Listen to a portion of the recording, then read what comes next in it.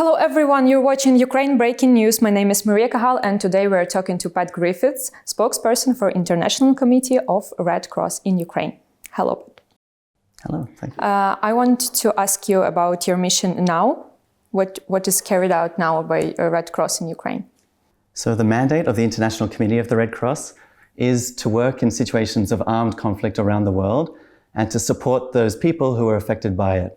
So all of the work that we do is underpinned by what we call international humanitarian law, also known as the laws of war, known to many via the Geneva Conventions.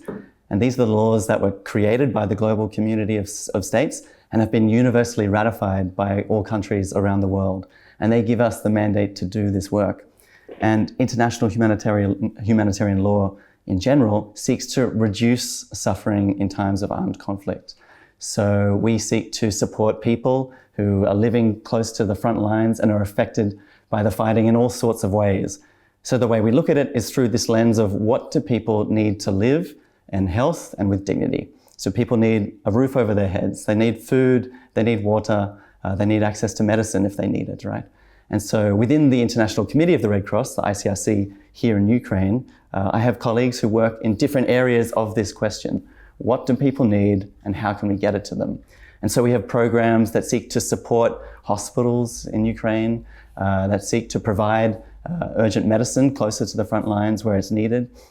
We have teams of engineers that work with the energy sector here in Ukraine to support energy systems that are under strain after the third year since the escalation. Sometimes we provide emergency packs, emergency rations of food and of medicine. And then another very important part of our work is kind of looking at what the laws of war say needs to be done by both parties to a conflict, so in this case Russia and Ukraine, in a time of fighting, in a time of hostilities, and how certain groups of people are protected in a situation of armed conflict. So the Geneva Conventions specifically protect wounded soldiers, injured soldiers, and also prisoners of war, but also civilians. And so we work with people who carry weapons, so the militaries of both Russia and Ukraine, to make sure that they're aware of their obligations under the law and to flag concerns with them when we notice that there's been a slip, that this is what the law says and this is what we're seeing. And the way we do that work is through what we call our confidential and neutral approach. And for us, neutrality is very simply the tool that gives us the best chance of having these pretty tough conversations one-on-one directly with the parties to the conflict. And it gives us the best chance to access communities, but also prisoners in places where maybe other humanitarian actors can't go, where others can't reach them. And that's a little bit, just to give you another aspect of our work as well.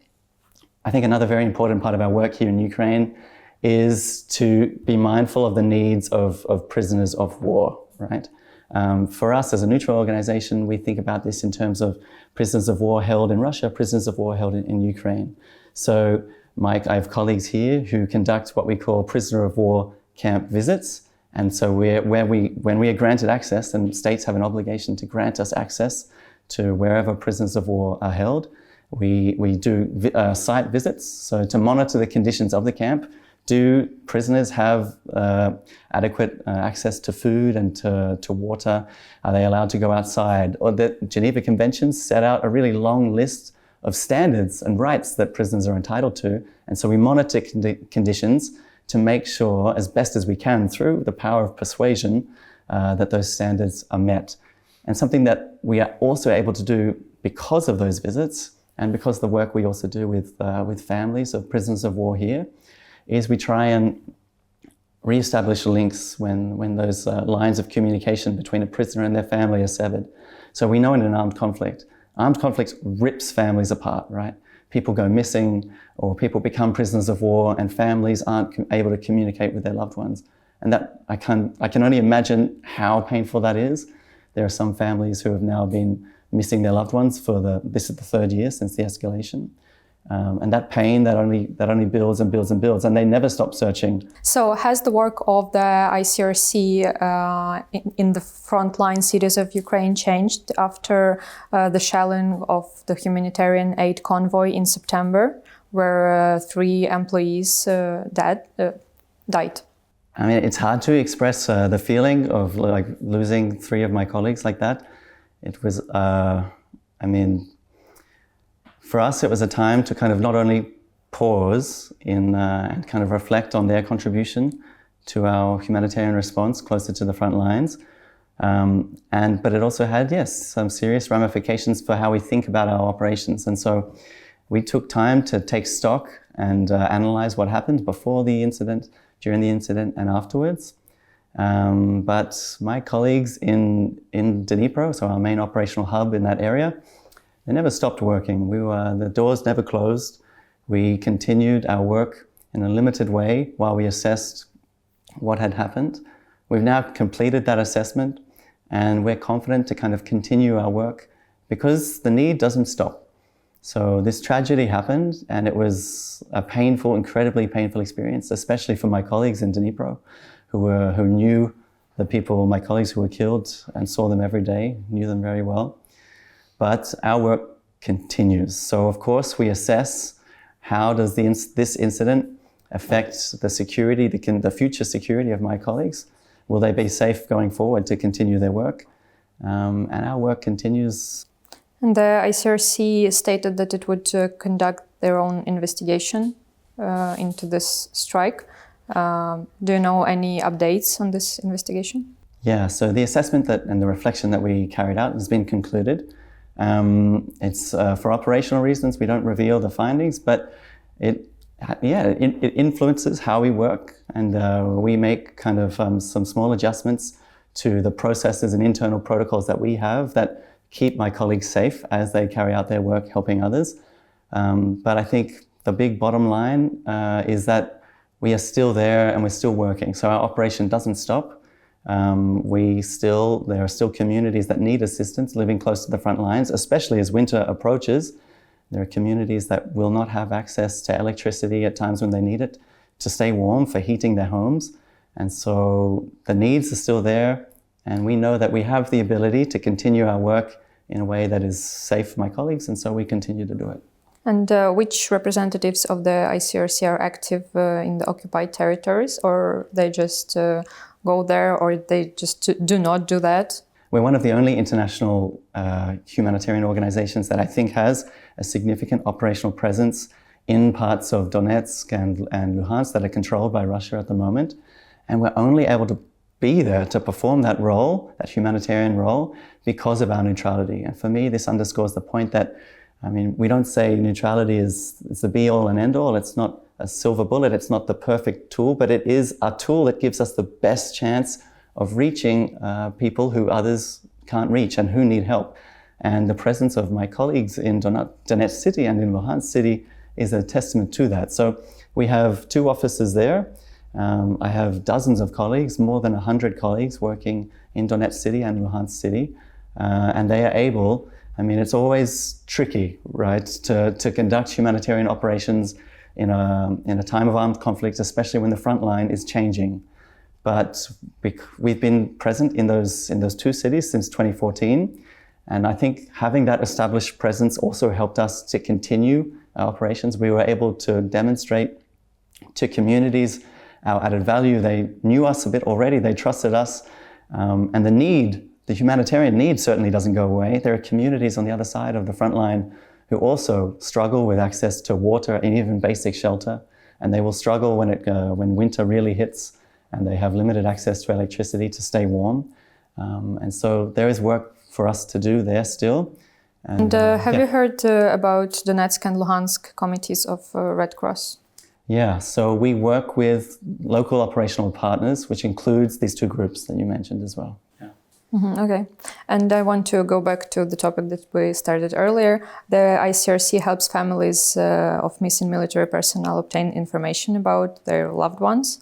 How does this process work? Once someone in this armed conflict loses a loved one, maybe they lose touch with them, they don't know where they are, be it a soldier or a civilian, the first step for them is to get in touch with us, and they open what's called a tracing request. So we have 39,000 of those tracing requests that are open right now. It's the largest caseload that the ICRC has in any armed conflict around the world. And so each of those cases, 39,000, represents a family who is missing someone, and maybe they've been missing them now for years since the start of the escalation. So this number, the 39,000 missing cases, relates to this international armed conflict. So that includes families who have opened tracing requests with us in Russia and in Ukraine. But I should say as well that often it's people around the world, maybe the Ukrainian diaspora or Ukrainian refugees who have left the country, who have opened missing cases with us from Poland. Yesterday, I met a Ukrainian woman who has been in Sweden since the start of the escalation, and she traveled to Ukraine to open a missing case here. Her husband, a soldier, went missing a month or two ago, and she took that first step of opening a case with us.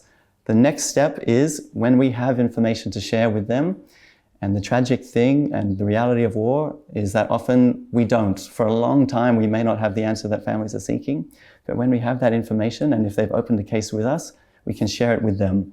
And sometimes that brings closure. Maybe a family learns, my loved one is a prisoner of war. At the very least, I know they're alive.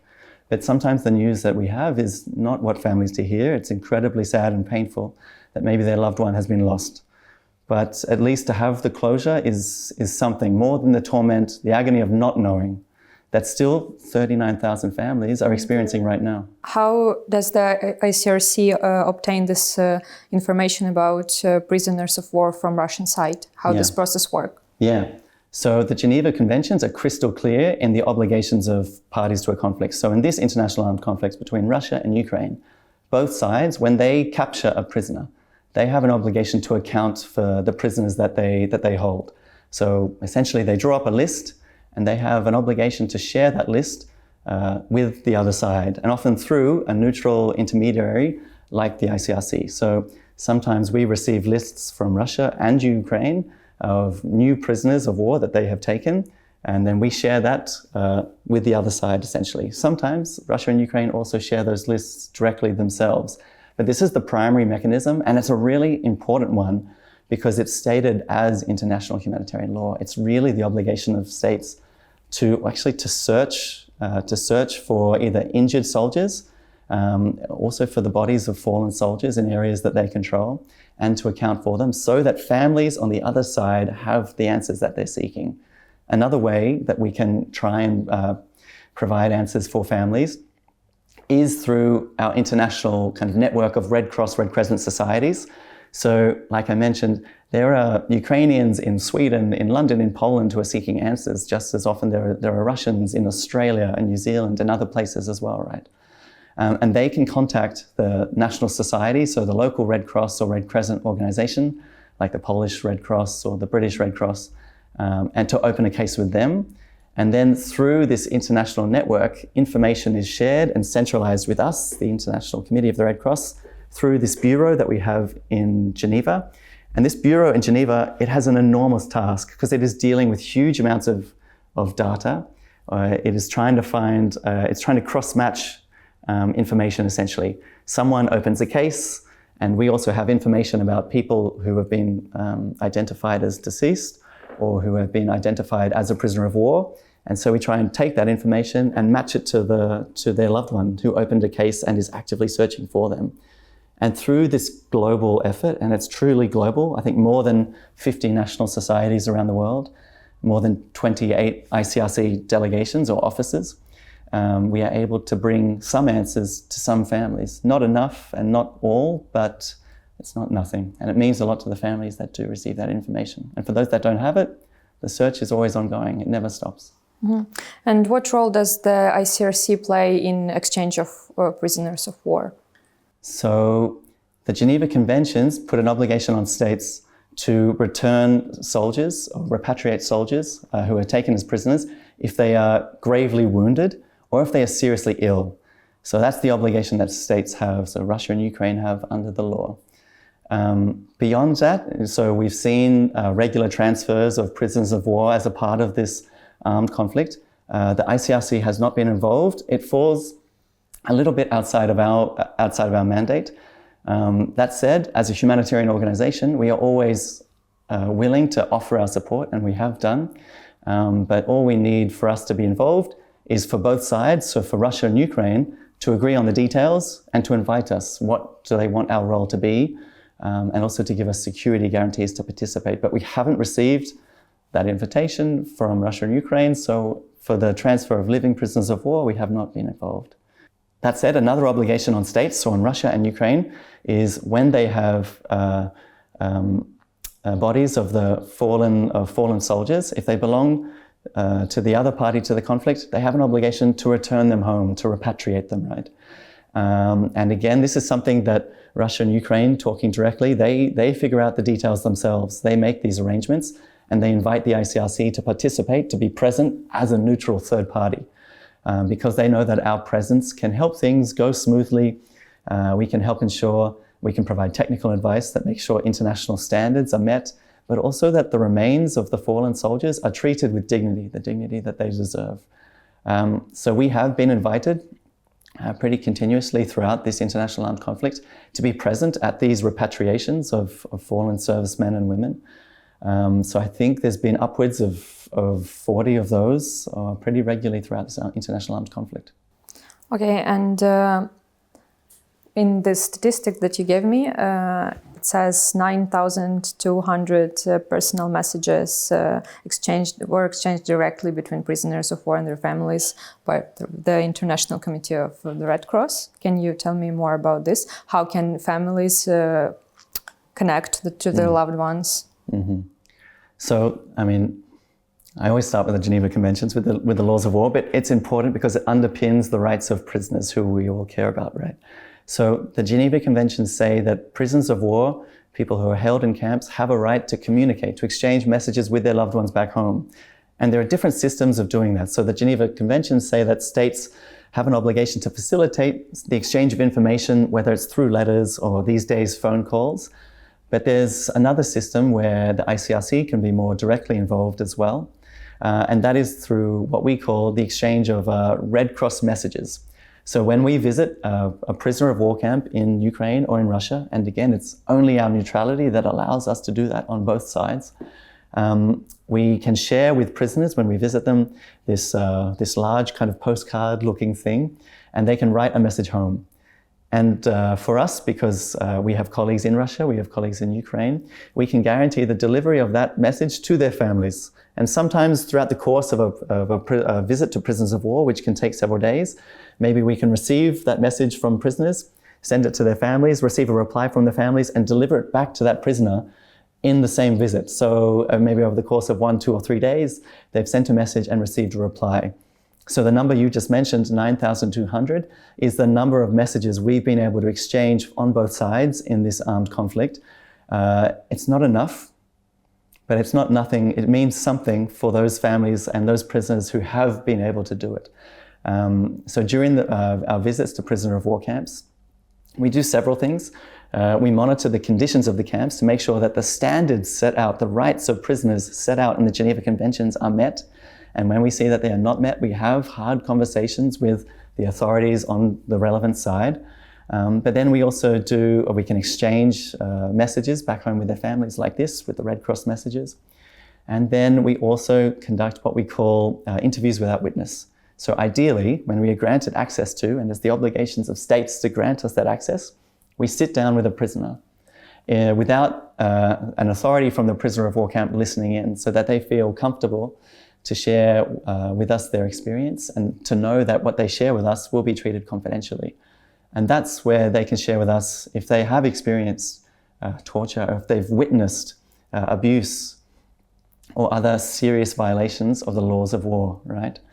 And what they share with us, we keep confidential to protect them, but it informs our dialogue that we are only able to have because of our neutrality with the relevant party to the conflict.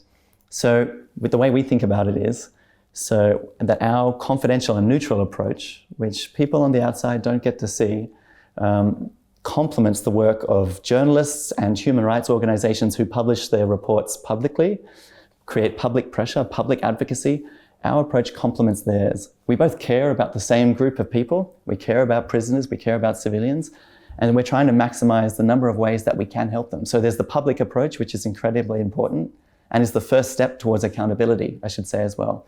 For us to hold states accountable to violations of international humanitarian law, first we have to be aware of them. So the work of journalists in particular is super important on that front. And then our work, we put pressure on states internally. So we are only able to have these conversations because we don't share it publicly, the content of what we know and what we say publicly. But again, through our presence, again, we say it's not a silver bullet. It doesn't solve everything. It's not perfect. Neither is the public approach. But we are still able, it means we're able to return the next day. We keep the door open to being able to continue these tough conversations. And it's what gives us hope that conditions can improve for civilians, conditions can improve for prisoners of war. Have you seen some improvements after your visits of the ICRC to, for example, Russian or Ukrainian prisons? Have you seen any improvements after you're speaking to governments, to authorities or something? I know it seems kind of counterintuitive, but yes, we have, right? I think the tricky thing with international humanitarian law is it's hard to see when the law works. So it is really obvious to us, we notice when the law of war is broken, and that's good because it means that somewhere inside we acknowledge that there's a norm and that what we're witnessing is an aberration from the norm, right? But my colleagues around the world, working in conflict zones around the world, we do see the law of war working for us to reduce suffering every day. It's just harder to measure. Like, how do you measure in an armed conflict every time a hospital is not targeted? How do you measure every time a particular type of weapon that's banned isn't used? Like, these things are hard to measure. But in short, let me just say that we do see improvements. It's tricky for us because often we can't share what we see, improvements. Maybe it's just fixing the running water in a prisoner of war camp. Maybe it's making sure that prisoners have adequate time outside. And I know sometimes in the scheme of an entire armed conflict, these can seem small, but that mean in the day-to-day life of a prisoner, being able to go outside or having appropriate, adequate food or medicine or access to sanitation, it can mean a lot. And for them at that particular time, it can mean their world. And both parties are obligated to grant the access for the ICRC to all the prisoners. And however, ICRC representatives have repeatedly stated that they couldn't have this access from Russian side. Why can it be like that? So the law of war is super clear in that it says that states, so parties to a conflict, so in this international armed conflict, Russia and Ukraine, have an obligation to grant the International Committee of the Red Cross access to all prisoners of war wherever they are held. And actually the law says that they have an obligation to grant us access on repeated occasions so that we can monitor the conditions of prisoners of war over time. The reality of international armed conflicts is, the law is never, I don't think there's been an armed conflict where the law has been applied 100% anywhere, right? There are always frustrations and limits to our access, and we need to be very open about that. And in this armed conflict in particular, we have been pretty frank, pretty honest that our humanitarian access to prisoners of war is not where it needs to be.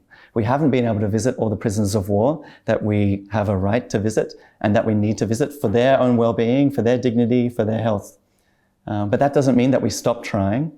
And this dialogue that I mentioned that we can only carry out because of our neutrality continues every day. And because of that neutrality, and in order to give us the best chance of improving our access to prisoners of war, it means I can't share the details of the quality of access on one side versus the other. But just so that you know, these hard conversations that we're having with authorities on both sides to improve access where it needs to improve continues every day. That work never stops. And also, families of Ukrainian prisoners of war regularly hold meetings near the International Committee of the Red Cross to draw the organization's attention to the problems of prisoners of war. Repeatedly, Ukrainian prisoners of war have returned home in serious condition, thin and beaten. However, according to the families, they do not receive any feedback from the organization. What can you say about these meetings, about these protests? Yeah. I can say that it's incredibly, we hear that with their pain and their frustration, right? It's impossible to avoid it. And my colleagues not just in Kyiv, but in different parts of Ukraine, who speak to families of prisoners of war every day. They feel that they talk with them, they cry with them, and the pain and the frustration is impossible to avoid, and it surrounds us as well. And I should say, we will never, these are not my families, but still we are working to support these families and the people who are missing, whether it's a prisoner of war or a civilian. And it is incredibly frustrating for us as well when we don't have the answers, and we feel the frustration, the pain from families who are seeking those answers. So we get families that call us regularly, every week, seeking an answer, and maybe they've been doing that since the start of the escalation. And it is the most tragic thing that we still don't have an answer for them. But the work continues, the support that we try and provide is always there, and families, we try and make sure they know that they always have an avenue to contact us, to check in, to call us or to walk in and have a meeting with us here in Kyiv, at least to have a consultation. But the saddest thing that I find is that very often we don't have the answers that families are seeking. We only know what parties to the conflict share with us. So we only have the lists of prisoners of war that are shared with us, or the lists of the dead, of those who have been killed in this armed conflict that are shared with us, right? So we're limited in that sense as well. But whatever we do have, and whenever we receive new information, if a family has been in contact with us, we can share it with them directly. Sometimes, not just in Ukraine, it might be a family member who is outside of the country, but through this global Red Cross, Red Crescent network. So, we feel the frustration as well. We will never feel it as strongly as families, but I have colleagues that talk to families every day. And so the pain is unavoidable, but we hear it and we're doing as much as we can. But I can't stress enough that the obligation really is on states to make sure, on Russia and Ukraine, to make sure that when they have information, to share it with us as a neutral intermediary, so we can make sure it reaches families.